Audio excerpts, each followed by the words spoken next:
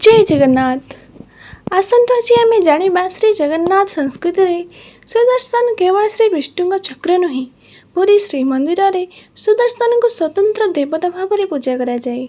श्री जगन्नाथ श्री बलभद्र देवी सुभद्रा सह सुदर्शन मध्य रत्नवेदी विराजमान होती। नवकलेवर ब्रह्म केमिति परिवर्तन हुए से विषय में आज आम जाना। द्वापर जुगर शेष समय प्रभास क्षेत्र जंगल रे भगवान श्रीकृष्ण एक पिपल गछ तले ध्यानमग्न थिले। सही समय रे जरा नामक जड़े शिकारी तांको पाद को हरिण आखि भावी भूल बाण छाड़ीदेले। बाण लगे पर जरा निकट को आसी देखिले से जने साधारण मनीष को नुहे, स्वयं भगवान श्रीकृष्ण को आघात करछंती। से कांदी कांदी क्षमा मागिले। भगवान ताको क्षमा करी कहिले, यह तुमर दोष नुहे, मोर पृथ्वीर लीला समाप्त होवार समय आसी जाइछि। यह पर श्रीकृष्ण निजर दिव्य धाम को प्रस्थान कले। तांको पार्थिव देहरे अंत्येष्टि हेला। किंतु एठारु आरंभ हुए एक रहस्य जहाँ आज मध्य कोटि कोटि भक्तों को आश्चर्यचकित करे। भक्ति परंपरा प्रचलित अच्छी जे तांकर एक दिव्य तत्व अग्नि रे नष्ट होई नथिला। केतक भक्त यह श्रीकृष्ण हृदय आउ केतक ब्रह्म पदार्थ बोली कहती। से दिव्य तत्व समुद्र रे भासी नीलाचल को आसीथिले। परे राजा इंद्रदम्न समय रे दारु ब्रह्मरु श्री जगन्नाथ श्री बलभद्र और देवी सुभद्रा विग्रह निर्माण हेला बेले से दिव्य ब्रह्म तत्व को श्री जगन्नाथ विग्रह रे स्थापन करा जायथिला बोली विश्वास करा जाए।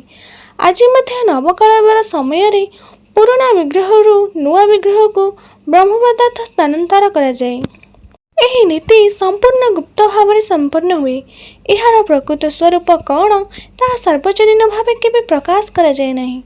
केतक भक्ति परंपरा विश्वास करा जाए से सुदर्शन से दिव्य ब्रह्मशक्तिर प्रतीक और रक्षक। अन्य पक्षरे श्री मंदिर श्रीकोटी परंपरा यह कहे जे ब्रह्म पदार्थ श्री जगन्नाथ विग्रह विराजमान, किंतु सुदर्शन ही श्रीकृष्ण हृदय बोली कौन प्रमाणित शास्त्रीय उल्लेख मिले नहीं।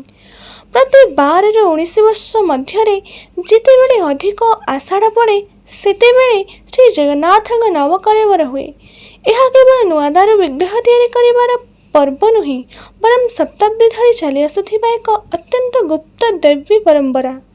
सबुठारु रहस्यमय मुहूर्त हेउछि ब्रह्म परिवर्तन नीति। सही राति रे समग्र श्रीमंदिर आलोक लिभाई दिया जाए। मंदिर समस्त द्वार बंद रहे, बाहर केही रही पारंती नहीं। केवल निर्दिष्ट दैत्य सेवक माने एही पवित्र नीति रे अंशग्रहण करती। परंपरा अनुसार सेमानक आखिरे पट्टी बंधा जाए एवं हाथ रे कपड़ा गुड़ा जाए, जहाद्वारा सेमाने से दिव्य तत्व को न देखती न सीधा सड़क स्पर्श करती। यही विवरणी लोक प्रचलित परंपरार अंश।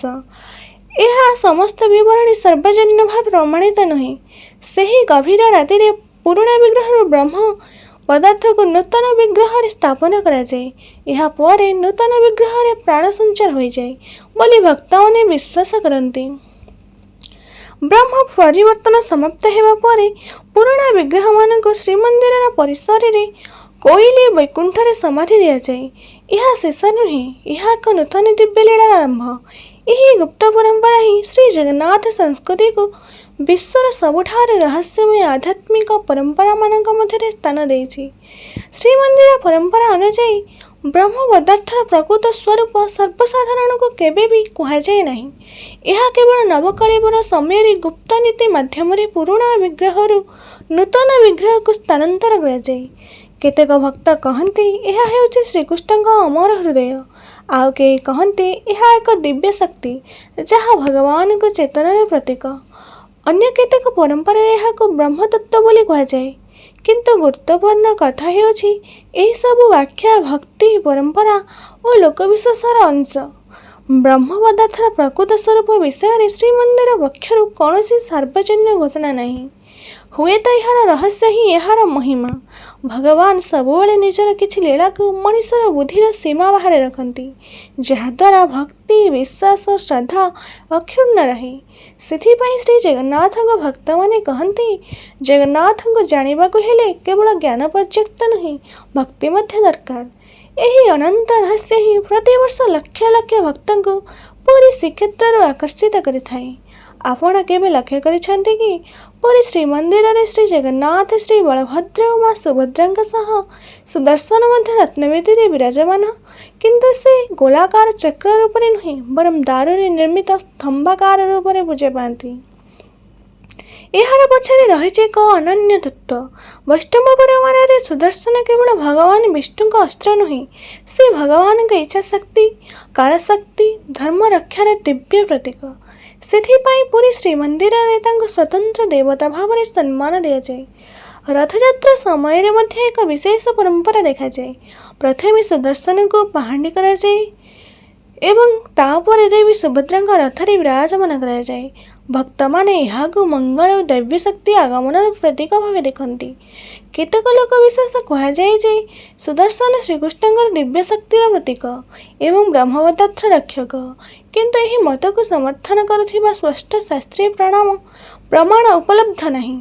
ତେଣୁ ଏହାକୁ ଭକ୍ତି ପରମ୍ପରା ଭାବରେ ବୁଝିବା ଉଚିତ। ଶ୍ରୀ ଜଗନ୍ନାଥ ସଂସ୍କୃତି ଆମକୁ ଶିଖାଏ ଭଗବାନ କେବଳ ମୂର୍ତ୍ତିରେ ନୁହେଁ, ତାଙ୍କର ଶକ୍ତି, କରୁଣା ଓ ଧର୍ମରେ ମଧ୍ୟ ବିରାଜ କରନ୍ତି। ସୁଦର୍ଶନ ସେହି ଅନନ୍ୟ ଦିବ୍ୟ ଶକ୍ତି ଏକ ମହାନ ପ୍ରତୀକ। ଏହି କାରଣରୁ ଆଜି ମଧ୍ୟ କୋଟି କୋଟି ଭକ୍ତ ଭକ୍ତି ଭାବରେ ପ୍ରାର୍ଥନା କରନ୍ତି, ହେ ପ୍ରଭୁ ସୁଦର୍ଶନ, ଅଧର୍ମର ବିନାଶ କର, ଧର୍ମର ରକ୍ଷା କର, ଆମ ଜୀବନକୁ ଅଜ୍ଞାନର ଅନ୍ଧକାରରୁ ଦୂର କର। ସୁଦର୍ଶନ ଚକ୍ରର ନାମ ଶୁଣିଲେ ଆମ ମନରେ ଭଗବାନ ବିଷ୍ଣୁଙ୍କୁ ସେହି ଦିବ୍ୟ ଅସ୍ତ୍ରର ଚିତ୍ର ଭାସି ଉଠେ, ଯାହା ଅଧର୍ମର ବିନାଶ ଓ ଧର୍ମର ସୁରକ୍ଷା ପାଇଁ ବ୍ୟବହୃତ ହୁଏ। କିନ୍ତୁ ଏହି ଚକ୍ରର ସୃଷ୍ଟି କିପରି ହେଲା? ପୁରାଣଗୁଡ଼ିକରେ ଏହାର ଅନେକ କାହାଣୀ ମିଳେ। ଏକ ପ୍ରସିଦ୍ଧ ପରମ୍ପରା ଅନୁସାରେ ଦେବତାମାନଙ୍କ କଲ୍ୟାଣ ପାଇଁ ଭଗବାନ ଶିବ ନିଜର ତେଜରେ ଏକ ଅଂଶ ଦେଲେ। ବିଶ୍ୱକର୍ମା ସେହି ଦିବ୍ୟ ତେଜକୁ ବ୍ୟବହାର କରି ଏକ ଅଦ୍ଭୁତ ଚକ୍ର ନିର୍ମାଣ କଲେ। ସେହି ଚକ୍ରକୁ ଭଗବାନ ବିଷ୍ଣୁଙ୍କୁ ଅର୍ପଣ କରାଗଲା। ସେହି ଦିନଠାରୁ ଏହା ସୁଦର୍ଶନ ଚକ୍ର ନାମରେ ପରିଚିତ ହେଲା। ଅନ୍ୟ କେତେକ ପୁରାଣରେ ଏହାର ବର୍ଣ୍ଣନା କିଛି ଭିନ୍ନ ମିଳେ। ତେଣୁ ସୁଦର୍ଶନ ଚକ୍ରର ଉତ୍ପତ୍ତି ବିଷୟରେ ଏକାଧିକ ପରମ୍ପରା ପ୍ରଚଳିତ ଅଛି। ଭଗବାନ ବିଷ୍ଣୁ ଏହି ଚକ୍ର ଦ୍ୱାରା ଅନେକ ଅସୁରଙ୍କ ବିନାଶ କରିଥିଲେ।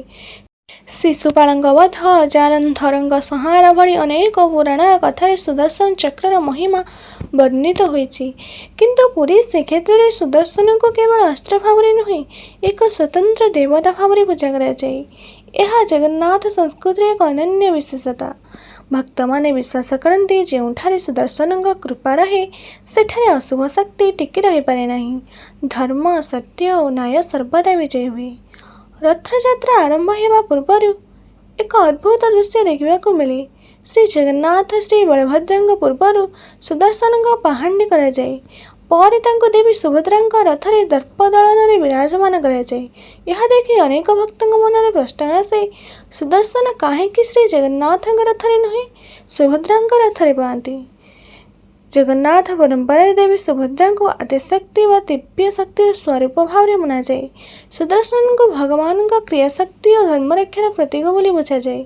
ସେଥିପାଇଁ ଏହି ଦୁଇ ଦିବ୍ୟ ତତ୍ତ୍ୱର ଏକତାକୁ ରଥଯାତ୍ରାରେ ପ୍ରତୀକାତ୍ମକ ଭାବେ ପ୍ରକାଶ କରାଯାଇଥାଏ ବୋଲି ଅନେକ ଆଚାର୍ଯ୍ୟ ବ୍ୟାଖ୍ୟା କରନ୍ତି।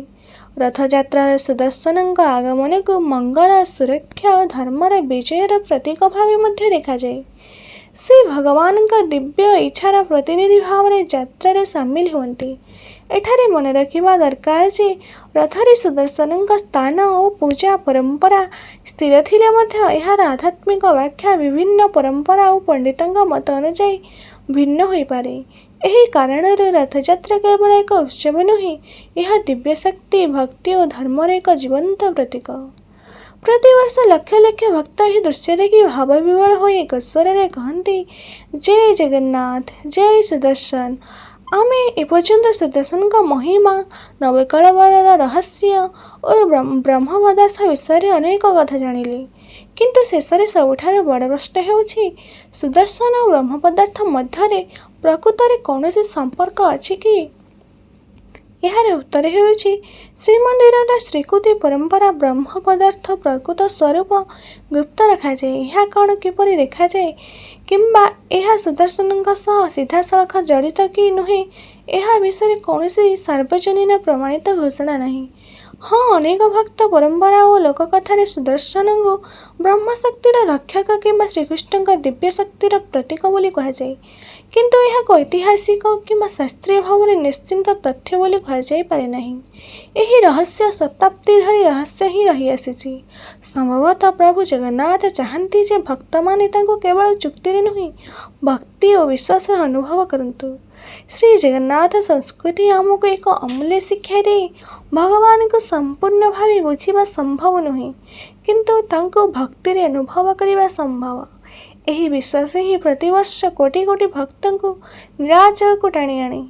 ସେମାନେ କୌଣସି ରହସ୍ୟର ପ୍ରମାଣ ଖୋଜିବାକୁ ନୁହେଁ, ବରଂ ପ୍ରଭୁଙ୍କ କରୁଣାରୁ ଏକ ଝଲକ ପାଇବାକୁ ଆସନ୍ତି।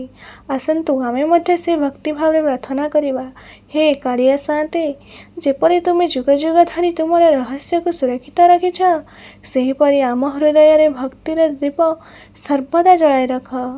ଜୟ ଜଗନ୍ନାଥ, ଜୟ ଜଗନ୍ନାଥ, ଜୟ ଜଗନ୍ନାଥ।